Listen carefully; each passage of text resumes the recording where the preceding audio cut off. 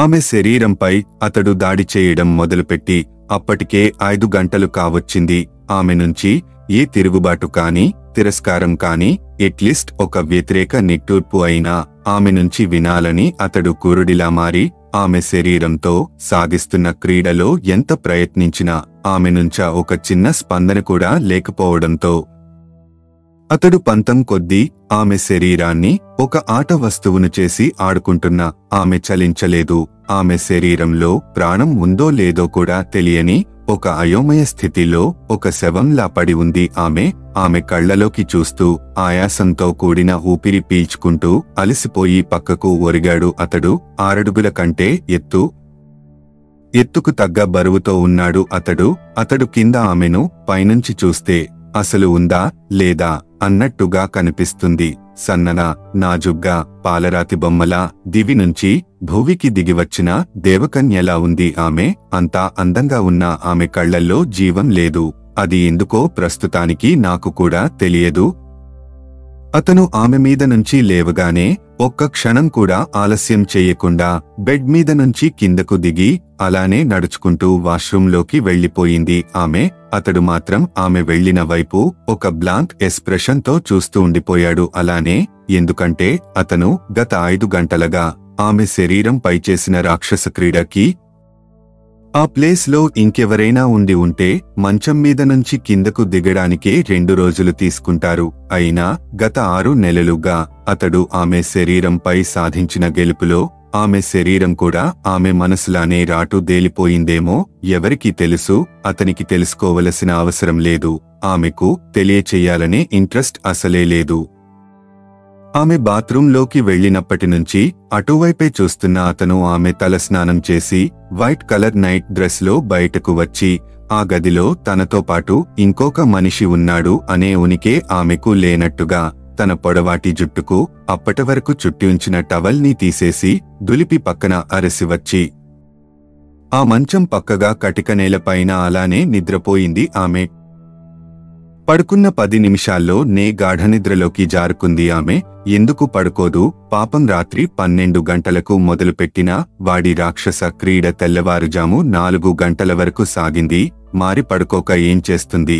ఆమె నిద్రపోయింది అని కన్ఫర్మ్ అయ్యాక మెల్లిగా మంచం దిగి కింద విప్పిపడేసిన నైట్ ప్యాంటు వేసుకొని ఒక సిగరెట్ వెలిగించి ఆమె పడుకున్న వైపు వెళ్లి అక్కడే ఉన్న సోఫాలో కూర్చుని కాలు మీద కాలు వేసుకుంటూ గట్టిగా సిగరెట్ పొగను గుండెల నిండా పీల్చుకుని దానిని ముక్కులో నుండి బయటకు వదులుతూ ఆమె వైపే తీక్షణంగా చూస్తున్నాడు. తెల్లటి ప్లాజో మీద pure white colour short kurta వేసుకొని తెల్లటి బట్టల్లో కూడా నేనేమీ తీసిపోను అన్నట్టుగా ఉన్న ఆమె ఒంటి రంగు ఇంకా మెరిసిపోతుంటే అతను చేసిన గాయాలు ఎర్రగా ఆమె మెడ మీద, బుగ్గాల మీద తెల్లని శరీరం మీద ఇంకా ఎర్రగా కనపడుతున్న వాటిని చూస్తూ పక్కనే ఉన్న పెదవుల మీద కళ్ళు నిలిపాడు. పై పెదవి పైన చిన్న పుట్టుమచ్చ.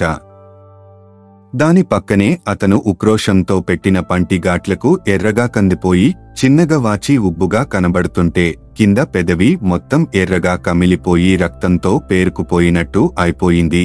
అలా కిందకు చూపు దింపి గెడ్డం మీద ఆపాడు.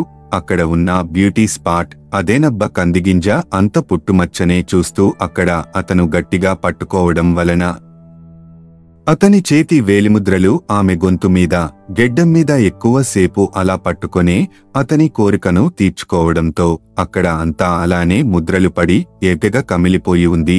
ఇంకా చూపు కిందకు దించిన అతనికి తెలుసు కనిపించే భాగాలే ఇలా ఉంటే కనపడని భాగాలను అతను ఏం చేశాడో అక్కడ ఎలా ఉంటాయో కూడా ఊహించుకుని ఒక విషపు నవ్వుతో పాటు గాత్ కళ్ళు 2 ఎర్రగా మార్చి ఆమెనే కాల్చేసేలా చూస్తూ చేతి పిడికిలి బిగించి అతను ఎంతగా చిత్రహింసలు పెడుతున్నా తను ఎదురు చెప్పకపోవడం అతనికి ఇంకా కోపం తెప్పించడంతో నువ్వు ఎడవాలి, బాధతో నొప్పితో విలవిలలాడాలి, నీ ప్రాణాలు నిలుపుకోవడం కోసం నా కళ్ళు పట్టుకోవాలి, అప్పుడుగాని నాకు మనశ్శాంతి, మీ ఎందుకులే ముందు అందరికీ తెలుస్తుందిలే అని కన్నింగ్ నవ్వు నవ్వుకుంటూ అప్పటివరకు కాలుస్తున్న సిగరెట్ వైపు ఒక చూపు చూసి అదే కన్నింగ్ నవ్వు నవ్వుతూ బాల్కనీ వైపు అడుగులు వేశాడు.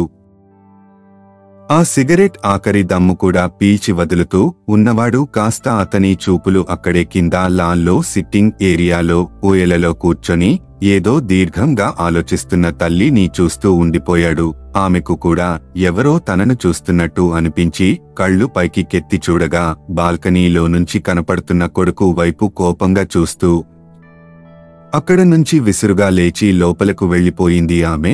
అలా వెళ్లిపోతున్న తల్లి వైపు కూడా బ్లాంక్ గా చూస్తూ తిరిగి లోపలకు వెళుతూ బాల్కనీ డోర్ క్లోజ్ చేసి కర్టెన్ కూడా వేసేసి ఆ గదిలో నుంచి గాలి బయటకు వెళ్లే దారులన్నీ మూసేసి ఏసీని ఫుల్గా పెట్టి బంచ్ ఆఫ్ సిగరెట్ పెట్టేలని తీసుకొని తిరిగి వెళ్లి సోఫాలో కూర్చుని ఒకదాని తరువాత ఒకటి కాలుస్తూనే ఉన్నాడు.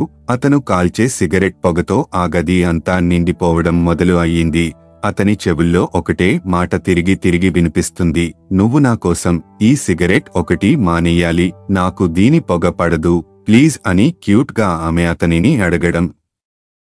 నీకోసం ఇప్పుడే ఇక్కడే దీనిని వదిలేస్తున్నాను అని తాను సిగరెట్ పడేయడం. ఆమె అది చూస్తూ నిజంగానే నువ్వు నా కోసం నీకిష్టమైన సిగరెట్ వదిలేసవా లేకపోతే మళ్లీ మొదలు పెడతావా అని అడుగుతుంటే నీకోసం నా ప్రాణం అయినా ఇవ్వడానికి రెడీ నేను, అలాంటిది నీకిష్టం లేని నీకు కష్టం అనిపించే ఏ పని చెయ్యను అని అతడు అంటుంటే ఆమె సంతోషంగా నిజంగానా నా మీద ఒట్టు అంటూ అతడి చేతిని ఆమె నెత్తి మీద పెట్టుకుని అడుగుతుంటే అతను నవ్వుతూ ఒట్టు ఇంకెప్పుడు కాల్చను అని చెబుతూ ఆమెను గట్టిగా కౌగిలించుకొని లవ్ యూ హనీ అనగానే లవ్ యూ టూ అంటూ అతను గుండెల మీద ముద్దులు పెడుతూ అందంగా నవ్వుతున్న ఆమె ముఖం గుర్తురాగానే ఇంకా కోపంగా ఆమె వైపు చూస్తూ పొగను ఆ గది మొత్తం నింపే పనిలో పడ్డాడు.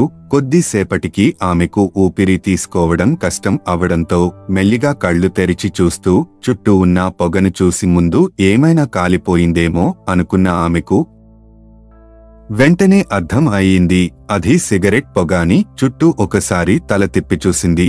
దగ్గుతూ గట్టిగా ఊపిరి పీల్చుకుంటూ తనకు ఆస్త్మా లాంటివి ఏమీ లేకపోయినా ఎందుకో తెలియదు సిగరెట్ పొగ అసలు పడదు, ఆ వాసనకే తనకు ఊపిరడనట్టు అయిపోతుంది. అందుకే తను చిన్నప్పటినుంచి సిగరెట్ కి అది కల్చేవాళ్లకు చాలా దూరంగా ఉంటుంది. తనకు ఎదురుగా సోఫాలో కూర్చొని సిగరెట్ కాలుస్తూ పొగ వదులుతున్న అతని వైపు అలానే బ్లాంక్ గా చూసి అక్కడే అలానే దగ్గుతూ గట్టిగా ఊపిరి పీల్చుకుంటూ అక్కడే తిరిగి పడుకుంది ఆమె.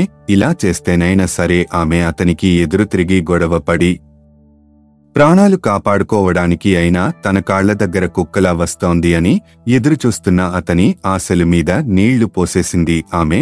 అతని ఊహలు అన్ని తారుమారు చేస్తూ ఆమె అక్కడే ఉండిపోవడం అతనికి ఇంకా కోపం పెంచేయడంతో చేతి పిడికిలి ఎంత గట్టిగా బిగించాడు అంటే అతని తెల్లటి చేతిమీద పచ్చటి నరాలు ఉబ్బెకన పడుతూ ఆ చేతితో ఎవరినైనా ఒకే ఒక గుద్దు గుద్దితే రెండో గుద్దు అవసరం లేకుండానే చచ్చిపోతారు. మారి ఆమెను చంపేశాల చూస్తూ అలానే మొండిగా కూర్చొని ఇంకా సిగరెట్లు కాలుస్తూనే ఉన్నాడు.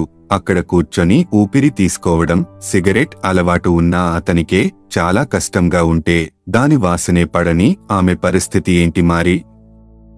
అలానే దగ్గుతూ గట్టిగా ఊపిరి పీల్చుకుంటూ ఊపిరందక కళ్ళు తిరిగి పడిపోయింది ఆమె. భూమి అంటూ గట్టిగా అరుస్తూ నిద్రలో నుంచి లేచి కంగారుగా బయటకు పరుగు పెడుతున్న ఒక 40 ఏళ్ల అతన్ని ఏమండి ఎక్కడికి వెళుతున్నారు అని ఏసీ గదిలో కూడా చెమటతో తడిచిపోయిన భర్తను వెనకే కంగారుగా వెళ్లి పట్టుకొని అడుగుతున్న ఆమె వైపు కంగారు భయం కలగలిపిన చూపులు చూస్తూ భూమి మన మాధవి ఏదో అపాయంలో ఉంది, నా తల్లికి జరగరానిది ఏదో జరిగింది అనిపిస్తుంది అని కన్నీళ్లు పెట్టుకుంటున్న భర్త నీ చూస్తూ ఆమె కూడా కళ్లల్లో తిరుగుతున్న నీళ్లను తుడుచుకుంటూ మన భూమికి ఏమీ కదండి, మీరేం కంగారు పడకండి, ముందు కొంచెం మంచి నీళ్లు తాగండి అంటూ పక్కనే ఉన్న వాటర్ బాటిల్ మూత తీసి అతనికి ఇస్తూ ఆయన వెన్ను మీద నిమురుతూ అతను తాగకుండా ఇంకేదో ఆలోచిస్తుంటే తాగండి అంటూ ఆమె తాగిపించేసరికి కొన్ని నీళ్లు తాగి కొంచెం స్థిమితపడి